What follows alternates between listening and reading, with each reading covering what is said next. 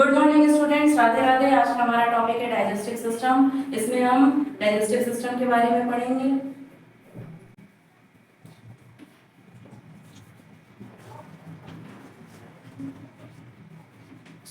अगर हम बात करें डाइजेस्टिव सिस्टम की, तो डाइजेस्टिव सिस्टम में दो चीजें पढ़नी है। पहला तो हमें एलिमेंट्री कैनाल के बारे में पता होना चाहिए और दूसरा डाइजेस्टिव ग्लैंड्स के बारे में पता होना चाहिए। अगर हम बात करें एलिमेंट्री कैनाल की, तो एलिमेंट्री कैनाल हमारी बॉडी में पाई जाने वाली एक 9 मीटर की लंबी ट्यूब है, कुछ इस तरह की, जो कि माउथ से शुरू होकर एनस पे खत्म होती है।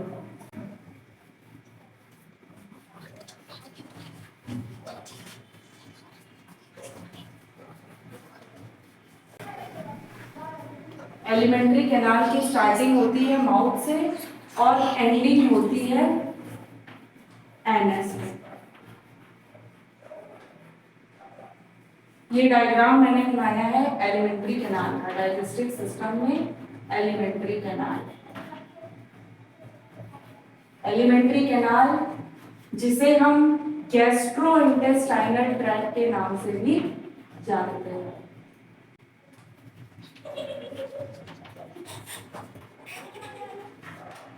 जो कि 9 मीटर की एक लंबी ट्यूब है।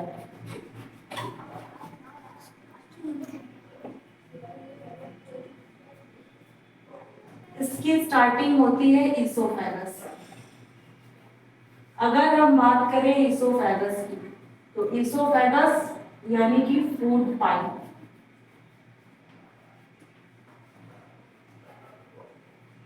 खाना खाने के बाद जब दांतों की मदद से खाने को चबाया जाता है, तो खाना जो है वो सलाइवा के साथ मिक्स हो जाता है। माउथ में लगातार सलाइवा रिलीज होता है। खाना खाते ही जो फूड है वो सलाइवा के साथ मिक्स होके एक बॉल जैसा स्ट्रक्चर बनाता है, जिसे हम कहते हैं बोलस।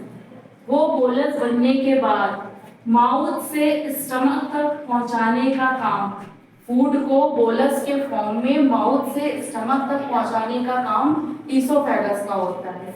ईसोफेगस में कभी भी किसी भी तरह का कोई भी डाइजेशन नहीं होता।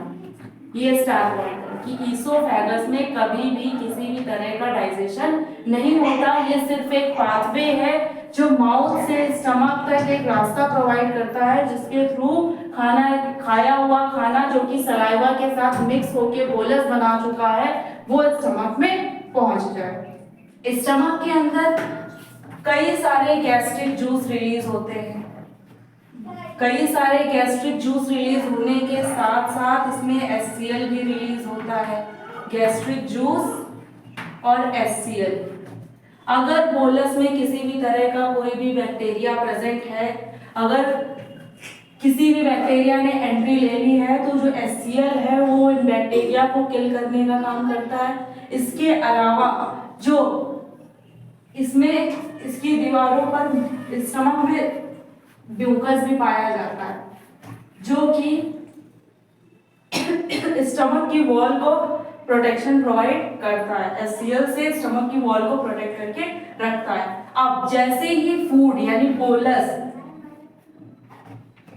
स्टमक में पहुंचेगा, तो अब वो HCl यानी कि एसिड के साथ मिक्स हो जाता है। जब एसिड मिल जाता है, जब खाने में एसिड मिल जाता है, तो वो काइम बना लेता है। अब ये जो काइम है, ये आगे के फर्दर डाइजेशन के लिए स्मॉल इंटेस्टाइन में जाता है। अब फूड का फर्दर डाइजेशन स्मॉल इंटेस्टाइन में कंप्लीट होता है। स्मॉल इंटेस्टाइन में कंप्लीट डाइजेशन फूड का होता है। इसके अलावा डाइजेशन के बाद जो फूड से न्यूट्रिएंट मिले हैं, फूड से मिले न्यूट्रिएंट का एब्जॉर्प्शन भी स्मॉल इंटेस्टाइन में होता है। स्मॉल इंटेस्टाइन का कौन सा पार्ट? तो स्मॉल इंटेस्टाइन में कुछ फिंगर लाइक प्रोजेक्शन प्रेजेंट होते हैं, जिन्हें हम वेलाई कहते हैं। वो वेलाई ही क्या करते हैं? वो न्यूट्रिएंट को एब्जॉर्ब करने का काम करते हैं।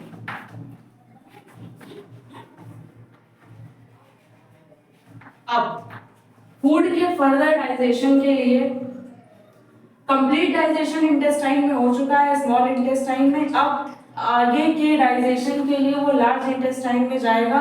लार्ज इंटेस्टाइन में किसी भी तरह का कोई भी डाइजेशन नहीं होगा। लार्ज इंटेस्टाइन में किसी भी तरह का कोई भी डाइजेशन नहीं होता। स्मॉल इंटेस्टाइन में फूड का डाइजेशन हुआ, उसके बाद न्यूट्रिएंट एब्जॉर्ब हो गए। अगर स्मॉल इंटेस्टाइन में डाइजेशन करते समय कोई ऐसी चीज है जो शरीर के काम की है, बॉडी के काम की है और वो डाइजेस्टेड प्रोडक्ट मतलब वेस्ट प्रोडक्ट में जा रही है, तो लार्ज इंटेस्टाइन उससे सारी न्यूट्रिटिव चीजें, सारे न्यूट्रिएंट, इसके अलावा एक्स्ट्रा वाटर वापस से एब्जॉर्ब कर लेता है, वापस से एब्जॉर्ब करके उसे वो बॉडी में दे देता है। उसके बाद जो बचा हुआ वेस्ट है वो जाएगा रेक्टम में। रेक्टम थोड़े टाइम के लिए अनडाइजेस्टेड पार्ट को स्टोर करता है, उसके बाद उसे एनएस के थ्रू बॉडी के बाहर भेज देता है।